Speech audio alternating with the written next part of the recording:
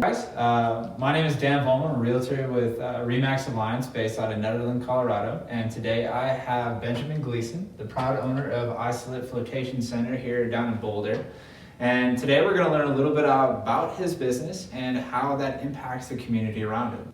All right, Ben, so if you wanted to introduce yourself and just kind of give an overview of your business, and most importantly, can you describe what a float is? Most people don't know.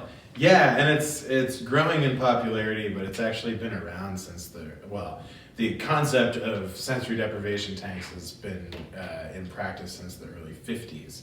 It didn't actually become popular until the 80s. There was a movie called Altered States, which is, if you want to have a really great time watching a terrible movie and laughing at how bad it is, check out Altered States.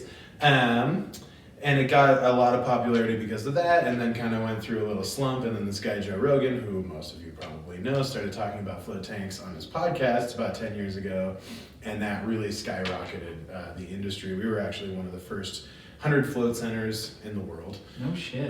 Yeah, I'm sure there were some before us, but at the time there were less than 100 when we started our spot. So I've heard Boulder's kind of like the world capital for float centers. Kind of, yeah. I'd say Oregon's another, Portland, Oregon's another spot for sure. But just, the Denver area, we have tons of float centers, and it's good because there's so many people. It's such a perfect match for what Coloradans are all about. The culture. Yeah, and I think just being in touch with yourself, creating a deeper relationship with nature, being relaxed, taking care of your body, taking care of your mind. These are all things that Coloradans really care about, and I think that floating will really enhance all of those things. So how long have you guys been around just allowing people to help, find themselves? Yeah, we started in 2012, so that's 8 years ago now. Wow.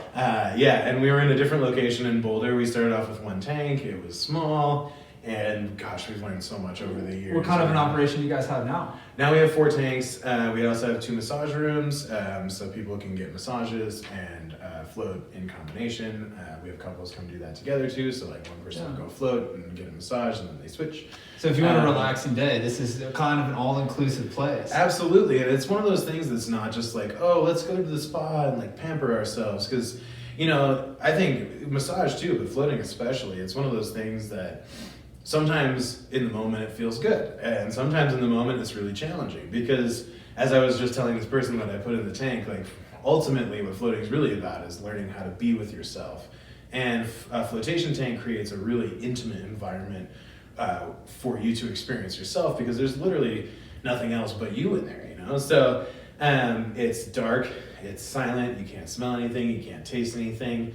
There's about 10 to 15, depending on which tank you're in, there's about 10 to 15 inches of water with 1,000 plus pounds of Epsom salt dissolved into it. So no matter what your body type, you will float like a cork. The temperature of the water is all designed to be the same temperature as your external skin temperature.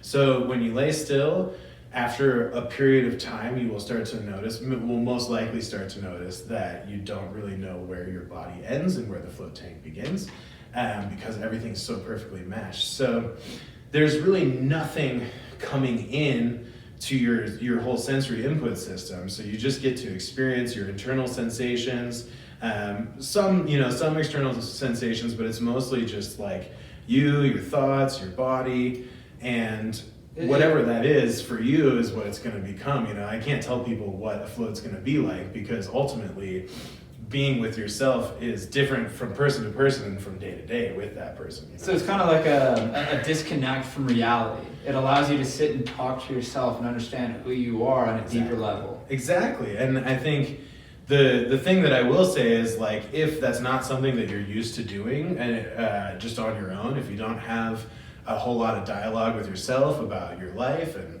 what's working and what's not working, oftentimes the first things that's going to come up when you float is the things that aren't working, So a lot of people will come in and say, oh, I just, I started worrying about a bunch of stuff. And I'm like, okay, well, it sounds like you need to figure that out. And like, what better place to do that than in a float tank where you have 0 distractions. There's nothing that's going to, get in the way of the information that you're getting from your internal system.